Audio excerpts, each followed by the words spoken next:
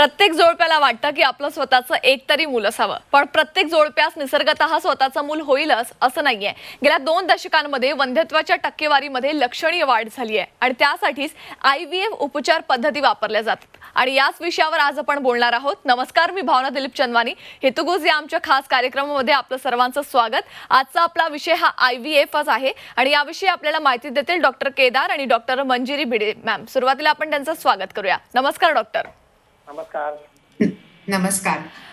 Doctor केदारजी, माझा पहिला प्रश्न तुम्हाला आहे. जनरली आपण बघतोय सध्याच्या परिस्थितीमध्ये IVFचा जो उपयोग आहे तो मोठ्या प्रमाणात केला जातोय. IVF करण्याची जी परिस्थिती आहे ती अनेक जोडप्यांना पाहावी लागते. माझा पहिला प्रश्न हाच आहे की IVF म्हणजे नेमकं काय असतं? IVF म्हणजे इन विट्रो फर्टिलायझेशन, म्हणजे बेसिकली जी रिप्रोडक्शन प्रक्रिया स्त्रीच्या अंगामध्ये व्हायला पाहिजे ती एका लॅबोरेटरीमध्ये होते फॉर व्हेरियस रिझन. समजा स्पर्म काउंट कमी आहे किंवा ट्यूब्स बंद आहेत, अशा याच्यामध्ये नॅचरल प्रेग्नन्सी राहणं अवघड असतं. त्यावेळी आम्ही स्त्री बीज बाहेर काढून लॅबोरेटरीमध्ये पुरुष बीजांना भेटवून त्याचा जो गर्भ बनतो तो गर्भ युट्रस मध्ये ट्रान्सफर करतो. या पूर्ण प्रक्रियेला IVF असं म्हणतात, in vitro fertilisation. In vitro म्हणजे outside the body, in vivo म्हणजे इनसाइड द बॉडी. याच्यामध्ये व्हेरियस प्रकार असतात. IVF, एक्सी, डोनर एग, सरोगसी असे वेगवेगळे प्रकार असतात. निश्चितच. डॉक्टर मंजिरी, मला पुढचा प्रश्न तुम्हाला विचारायचा आहे. जनरली IVF जे केलं जातं, एखाद्या जोडप्याने जर एकदा IVF केलेलं असेल तर त्याला पुन्हा एकदा IVF ही उपचार पद्धती वापरता येऊ शकते का? एकूणच किती वेळा IVF करता येऊ शकतं? अगदी उत्तम प्रश्न आहे भावनाजी. आपल्याला माहितीये की ज्या दाम्पत्यांना नैसर्गिक दृष्ट्या गर्भधारणा होत नाही अशा दाम्पत्यांसाठी ज्या वेळेला आपण कृत्रिमरित्या त्यांना मदत करतो त्या आधुनिक तंत्रज्ञानाला टेस्ट ट्यूब बेबी असं म्हणायचं. आणि त्या taste tube baby मधलाच IVF, ICSI असे अनेक प्रकार आहेत. आता एकदा जर का IVF फेल झाला असेल, आपल्याला माहितीये की जागतिक पातळीवर आपण बघितलं तर IVF सक्सेस होण्याची शक्यता ही साधारण 30 ते 40% अशी असते पर सायकल. त्यामुळे जर एखाद्या दाम्पत्याने एकदा IVF करून जर ते अपयशी झाले असतील तर ते अजून 6 वेळापर्यंत टेक्निकली IVF ही पद्धत करू शकतात. पण आपल्याला नेमकं अपयश का आलंय, म्हणजे स्त्री बीजांमध्ये दोष होता का, गर्भ व्यवस्थित तयार झाला नव्हता का, किंवा आईचं गर्भपटल जे आहे ते अपेक्षित दृष्ट्या वाढ झाली नव्हती का, ह्याचा सखोल आधी तपास करून त्याचं कारण सापडल्यानंतरच आपल्याला पुढची टेस्ट ट्यूब बेबी प्रक्रिया ही हातात घेतली पाहिजे. अच्छा, म्हणजे एकूणच 6 वेळा आपण IVF ट्रीटमेंट जी आहे ती घेऊ शकतो. बरोबर. तर मला पुढचा प्रश्न डॉक्टर केदारजी तुम्हाला विचारायचा आहे. सध्या आपण बघितलं तर कुठलाही आजार आला तर त्यावर उपचार हे डॉक्टर शोधत असतात. संशोधन नेहमीच सुरू असतं आणि जसे जसे आजार वाढत जातात किंवा जसा जसा कालावधी पुढे जातो तसे तसे त्यामध्ये नवनवीन उपचार देखील समोर आलेले आहेत. सध्याच्या परिस्थितीमध्ये IVF मध्ये कुठल्या आधुनिक उपचार पद्धती वापरल्या जात आहेत? हा प्रश्न एकदम चांगला आहे, पण मला फक्त क्लॅरिफिकेशन द्यायचं होतं. 6 IVF करू शकतो याला एका एजची लिमिट आहे. अच्छा. एखाद्या स्त्रीचं वय 40 असेल तर तिन्ही 6 वेळा IVF करण्यात म्हणजे त्याचं महत्व कमी होऊन जातं. अच्छा, म्हणजे वयाची पण मर्यादा यामध्ये आहे, म्हणजे असू शकते. म्हणजे देर आर व्हेरियस इंडिकेशन की तुम्ही किती वेळा करायला पाहिजे. एखाद्या पेशंटला एकदा IVF केला आणि फक्त 2च एग्ज मिळाली तर त्यांना काउन्सिलिंग करून पुढच्या ट्रीटमेंटसाठी, वेगळ्या पद्धतीच्या ट्रीटमेंटसाठी आपल्याला सांगता आलं पाहिजे. आता नवीन इनोव्हेशन तुम्ही म्हणाल तर सर्वात मोठं इनोव्हेशन म्हणजे विट्रिफिकेशन, म्हणजे ज्याच्यानी म्हणजे एम्ब्रिओ जो गर्भ आहे फ्रीज केला जातो लिक्विड नायट्रोजन मध्ये. ही प्रक्रिया एक 10 वर्षापूर्वी अवेलेबल नव्हती. आज 90% और 95% पर्यंत एम्ब्रिओ सक्सेसफुली आपण फ्रीज करू शकतो आणि इव्हन 10 ते 12 वर्षानंतरही ते वापरू शकतो. म्हणजे एक रेकॉर्ड आहे की 21 वर्ष फ्रीज केलेलं सिमेंट वापरूनही त्याच्यातून म्हणजे प्रेग्नन्सी करता आली. तो ही एक मोठी सक्सेस आहे असं म्हणायला हरकत नाही.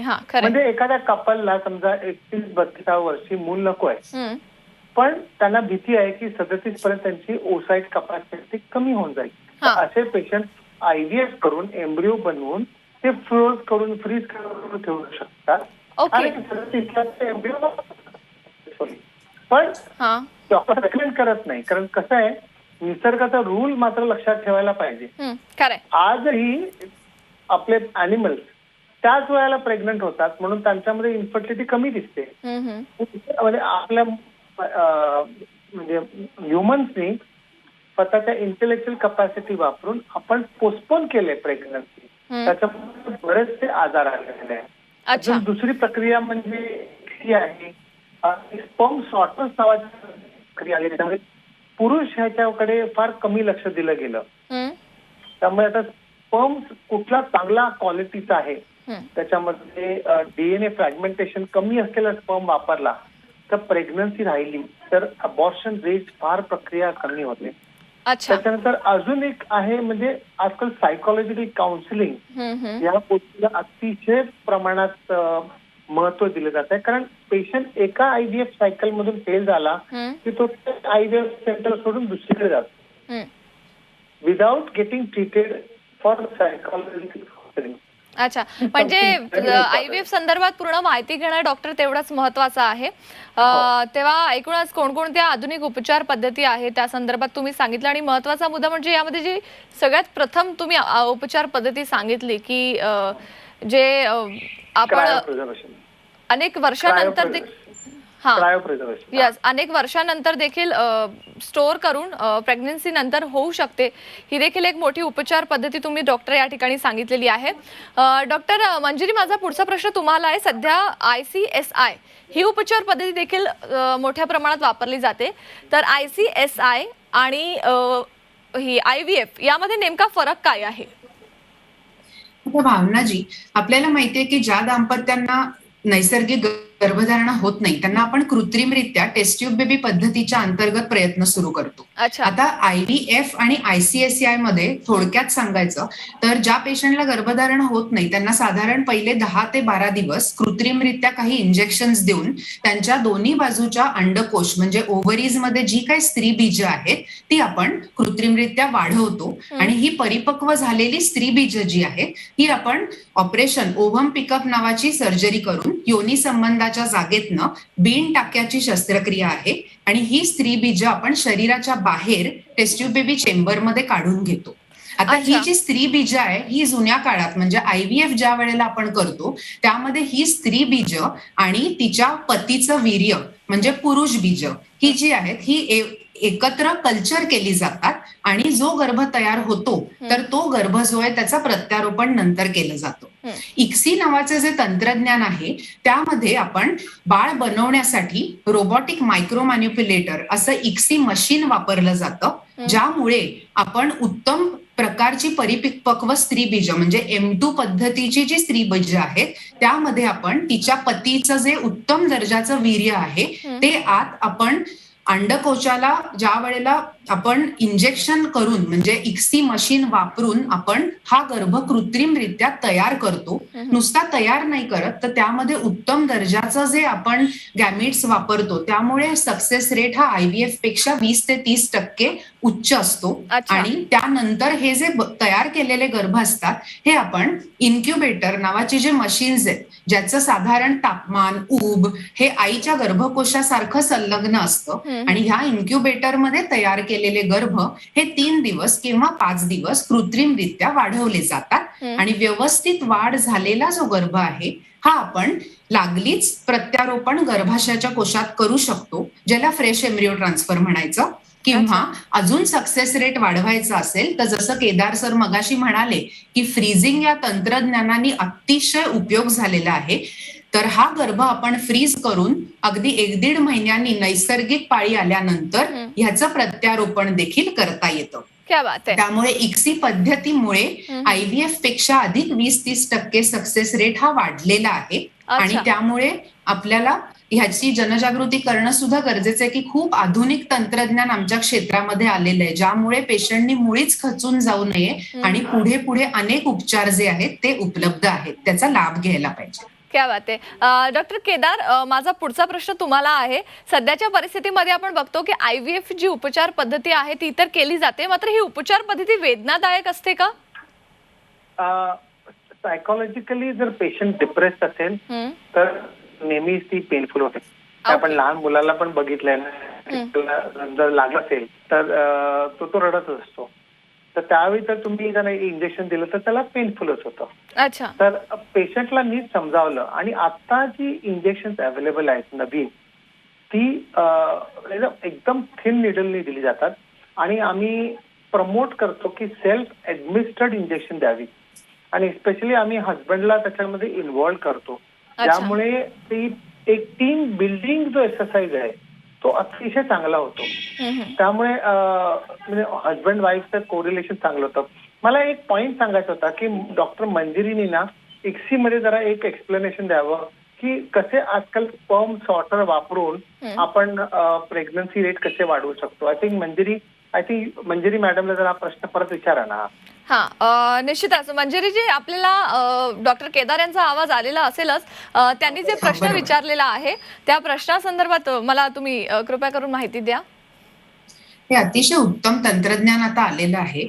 आपल्याला माहितीये की ज्या वेळेला आपण गर्भ तयार करतो त्यावेळेला जशी टाळी एका हाताने वाजत नाही तशी जशी स्त्री बीज महत्वाची असतात, किंबहुना आताच्या काळात तर आपण बघितलंय की पुरुष बीज त्यापेक्षाही उत्तम असणं गरजेचं असतं. आणि ही पुरुष बीज आपण नेमकी कुठली निवडायची, यामध्ये 4 ग्रेडचे स्पर्म्स असतात. ग्रेड 4, 3, 2, 1. त्याच्या आपण पुरुष बीजांचा जो वीर्य आहे त्याचा काउंट, त्याची हालचाल आणि त्याचे शरीर रचनेचे काही दोष आहेत का, ज्याला आपण मॉर्फॉलॉजी म्हणतो, तर ह्या 3 क्रायटेरियाच्या आधाराने आपण स्पर्म सिलेक्ट करतो. आता जे आधुनिक तंत्रज्ञान ज्याच्यामध्ये स्पर्म सॉर्टर टेक्नॉलॉजी आलेली आहे, ज्यामध्ये आपण मॅग्नेटिक स्पर्म सॉर्टर्स नावाचे काही तंत्रज्ञान आणि उपकरण वापरून आपण अतिशय उत्तम दर्जाचे जे स्पर्म्स आहेत ते आपण सिलेक्ट करतो. आणि ज्या वेळेला आपण मॅग्नेटिक स्पर्म सॉर्टर्सनी हे स्पर्म्स उचलतो त्यावेळेला आपल्याला जे तयार होणारे गर्भ आहेत त्यांची जी कार्यक्षमता किंवा त्यांची जी क्वालिटी आहे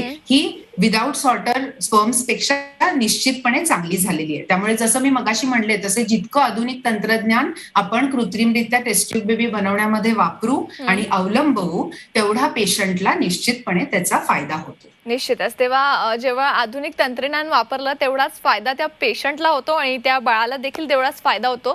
डॉक्टर केदार, मगाशी मी तुम्हाला प्रश्न विचारलेला होता की ही जी उपचार पद्धती आहे ही कितपत वेदनादायक आहे, त्या संदर्भात तुम्ही तर सांगितलंय. मला पुढचा प्रश्न खरं तर विचारायचा आहे.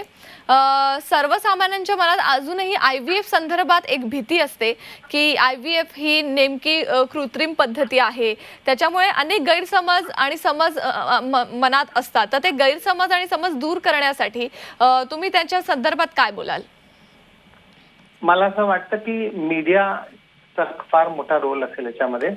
असे फनी पिक्चर्स काढले की गुड न्यूज सारखे की सॅम्पल मिक्स होतात आणि असं जनरली कुठल्याही IVF सेंटरमध्ये कधीच होत नाही. अच्छा. अनलेस पेशंटची परमिशन घेतली असेल तर.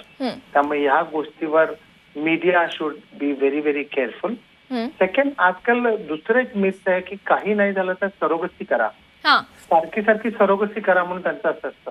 तर सरोगसीसाठी गव्हर्नमेंटचे आणि मेडिकल रिझन्स फार क्लिअर आहेत, एकदम क्लिअर. ज्या स्त्रीला गर्भपिशवी नाही किंवा खराब झाली आहे तर तिची मेडिकल कंडिशन खराब आहे, तर तिचे पहिले 4-5 IVF फेल झाले किंवा अबॉर्शन झाले आहेत, अशा पेशंटनाच अलाउड आहे सरोगसी करणं. त्यामुळे उगाच सरोगसी करू नये. तिसरी गोष्ट म्हणजे माझं वय अजूनही यंग आहे आणि मी थांबू शकते प्लॅनिंगसाठी. ही अतिशय एक धोकादायक घटना आहे, गोष्ट आहे. मला असं वाटतं की प्रत्येक पेशंटनी डिसाईड करायच्या आधी एकदा डॉक्टरला जाऊन गायनेकला जाऊन स्त्रीचं ओव्हेरियन एज किंवा ओव्हेरियन रिझर्व कपॅसिटी किती आहे हे बघणं फार जरुरी आहे. नाहीतर आज आम्हाला पेशंट येतात, लग्नाला 10 वर्ष झाली आहेत, प्रयत्न करून 1 वर्ष झालंय आणि अंड बनवायची क्षमता एकदम खालावलेली आहे. तो अशा पेशंट जरी IVF तंत्रज्ञानाने ट्रीटमेंट केली तरी प्रेग्नन्सी रेट 10% असतो. म्हणजे सायकोलॉजिकल निश्चितच Because सर. तुम्ही खरं तर थांबलात. या संदर्भात आपण अजूनही माहिती जाणून घेणारच आहोत तुमच्या दोघांकडून. मात्र एका छोट्याशा ब्रेकसाठी आपण इथे थांबतोय, तेव्हा तुम्ही कुठेही जाऊ नका. पाहत राहा आमचा खास कार्यक्रम हितगुज. ब्रेकनंतर आपलं पुन्हा एकदा स्वागत. IVF संदर्भात आज आपण चर्चा करतोय. म्हणजे नेमका IVF काय असतं या संदर्भात आणि IVF करणं योग्य आहे की अयोग्य आहे या संदर्भात आपल्याला डॉक्टर केदार आणि डॉक्टर मंजिरी आहेत आपल्यासोबत, ते माहिती देत आहेत. डॉक्टर केदार, ब्रेकवर जाण्यापूर्वी आपण खरं तर समज आणि गैरसमज संदर्भात बोलत होतो, त्या विषयाला आपण आता कंटिन्यू करूया. अजून एक गैरसमज असा आहे की म्हणजे इन्फर्टिलिटी हा फक्त स्त्रियांचा रोग आहे. पुरुष म्हणजे एकदम म्हणजे त्याला ट्रीटमेंटची गरज नाही. पण तुम्ही जर नीट बघाल तर साधारणपणे 50% कारण पुरुषांमध्ये असतात. आणि मला असं वाटतं की पुरुषांनीही आता तयार होऊन इन्व्हेस्टिगेशन करून प्रॉपरली ट्रीटमेंट घ्यायला पाहिजे असं मला वाटतं. अगदी खरंय. खरं तर जेव्हा मूल होत नाही किंवा मुलासंदर्भात काही इश्यू असतील तर नेहमी महिलेला दोष दिला जातो. मात्र पुरुष देखील तेवढाच यासाठी कारणीभूत आहे हे खरं तर समजून घेणं खूप गरजेचं आहे. मला पुढचा प्रश्न डॉक्टर मंजिरी तुम्हाला विचारायचा आहे. IVF संबंधित अनेक औषधी वापरल्या जात आहेत, त्या औषधी नेमक्या कोणकोणत्या आहेत त्या संदर्भात सांगा. भावनाजी, मी आधीचा प्रश्न थोडासा एकदा सांगते की मुळात जे गैरसमज असतात त्याच्यामध्ये 5 प्रामुख्याने आम्हाला आमच्या प्रॅक्टिसमध्ये दिसतात. ते म्हणजे IVF मध्ये खूप दुखतं तर ते मुळीच दुखत नाही. भूल देऊन आपण स्त्रीबीज बाहेर काढतो. जे इंजेक्शन असतात ते अतिशय पेनफुल असतात अशी गैरसमज आहे. जे सरांनी सांगितलं त्याप्रमाणे अतिशय उत्तम क्वालिटीचे जे इंजेक्शन्स आहेत, ज्यांची सुई अतिशय नाजूक असते आणि ती आधुनिक तंत्रज्ञानाने तशी बनवून घेतलेली असते जेणेकरून पेशंट सुद्धा स्वतः सेल्फ ऍडमिनिस्टर करू शकतात, एवढी उत्तम कृत्रिमरित्या इंजेक्शन सध्या उपलब्ध असतात. बऱ्याच पेशंटना असं वाटतं की टेस्ट ट्यूब बेबी केलं की 9 महिने झोपावं लागतं, बेड रेस्ट लागते, तर तसं मुळीच नाहीये. किंबहुना अगदी नॅचरल म्हणजे नॉर्मल डिलिव्हरी सुद्धा टेस्ट ट्यूब बेबी केलेल्या पेशंटची सुद्धा होऊ शकते आणि माझ्या अनेक पेशंटमध्ये झालेली सुद्धा आहे. दुसरी गोष्ट अशी आहे की पेशंटला असं वाटतं की मला माझं काम करता येणार नाही इंजेक्शन चालू असताना, तर तसंही नाहीये. पेशंट अगदी व्यवस्थित तिचं स्वतःचं पर्सनल आणि बाहेरचं प्रोफेशनल काम सांभाळून ही ट्रीटमेंट करू शकते. आणि सगळ्यात महत्वाचा गैरसमज जो नातेवाईकांमध्ये असतो, पेशंटमध्ये असतो की मॅडम आमचं बाळ मानसिक शारीरिक दृष्ट्या नॉर्मल होईल का, तर ह्याचं उत्तर अगदी हो असंच आहे. आणि तुमचा जो इंजेक्शनचा प्रश्न आहे त्याचं मी उत्तर ह्याच्यामध्ये दिलेलं आहे. अच्छा, निश्चितच. डॉक्टर, मी खरं तर इंजेक्शन नाही, मी औषधांसंदर्भात विचारलेला प्रश्न होता की सध्या औषध औषधं जी असतात ती काही आपल्याला तोंडाने खायच्या गोळ्या असतात ज्यामध्ये आपण कृत्रिमरित्या स्त्रीबीजांची कार्यक्षमता वाढवण्यासाठी काही antioxidant, folic acid, vitamin D, arginine असे काही उत्तम उपाय कृत्रिमरित्या आपण आईच्या कार्यक्षमतेला मदत म्हणून वापरतो. आणि जी इंजेक्शन्स असतात ती कृत्रिमरित्या आपण टेस्ट ट्यूब बेबीमध्ये पहिले 10 ते 12 दिवस जे देतो, ही कृत्रिमरित्या आपण आईची कार्यक्षमता स्त्रीबीज उत्तम मिळावी यासाठी आपण इंजेक्शन कॅपॅसिटीवर देखील तेवढंच महत्वाचं आहे. डॉक्टर केदार आणि डॉक्टर मंजिरी, माझा अगदी शेवटचा प्रश्न दोघांसाठी आहे. वेळ आपल्याकडे कमी आहे त्यामुळे थोडक्यात या प्रश्नाचं उत्तर द्या. जाता जाता तुम्ही आपल्या प्रेक्षकांना नेमका काय सल्ला द्याल? डॉक्टर मंजिरी, तुमच्याकडून सुरू करूया. मी माझ्या बंधू भगिनींना आणि प्रेक्षकांना हा सल्ला देईन की जर आपल्याला वंध्यत्व असेल तर आपण आपल्या जवळच्या टेस्ट ट्यूब बेबी तज्ञांकडे जाऊन नेमकं बाळ का होत नाहीये यासाठी काही तपास, काही सोनोग्राफी करून आपल्या. निश्चितच. डॉक्टर केदार, तुम्हाला देखील मला या संदर्भात प्रश्न विचारायचा आहे. तुम्ही काय नेमका सल्ला द्याल? मला असं वाटतं की ह्या पेशंटनी ना ट्रीटमेंट कंटिन्यू करावी, थांबू नये. एकदा अनसक्सेसफुल झालं तर त्याचं कारण लिहून काढावं आणि परत ट्रीटमेंट करावी. डॉक्टर बदलून तुम्हाला सक्सेस येईल असं काही नाही, पण तुमची मानसिक स्थिती, कारण most of the time patient स्वतःहून काहीच करत नाही. वजन कमी करायला सांगितलं कमी करत नाही, नवरा सिगरेट सोडत नाही, टेन्शन घेतात, स्ट्रेस घेतात आणि गुगलमध्ये जाऊन वाचत बसतात. म्हणजे ह्या गोष्टींनी तुम्हाला कसं हेल्प होणार? निश्चितच. तेव्हा डॉक्टर, खरं तर सांभाळणं आणि सगळ्या गोष्टींकडे लक्ष देणं देखील तेवढंच महत्वाचं आहे. डॉक्टर मंजिरी आणि डॉक्टर केदार, तुम्ही आमच्यासोबत सहभागी झाल्यात आणि इतकी महत्वाची माहिती आपल्या सगळ्या प्रेक्षकांपर्यंत पोहोचवली त्यासाठी खूप खूप धन्यवाद. या कार्यक्रमात मी आता इथंच थांबते. ताज्या बातम्यांसाठी पाहत राहा फक्त झी 24 तास आणि राहा एक पाऊल पुढे. नमस्कार.